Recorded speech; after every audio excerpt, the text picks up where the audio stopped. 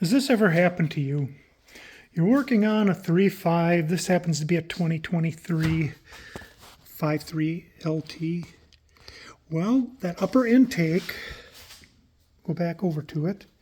The upper intake has to stay in place while you try to fiddle fart around and get the plenum out. And then the same thing in reverse. All because there is a, let me just turn it. There's a big back on it. It comes down to here. So what I do is I trim it off. Go back over here. And then I put it back on the wires. So you still have the soundproofing, and that's about all it's for, is just soundproofing.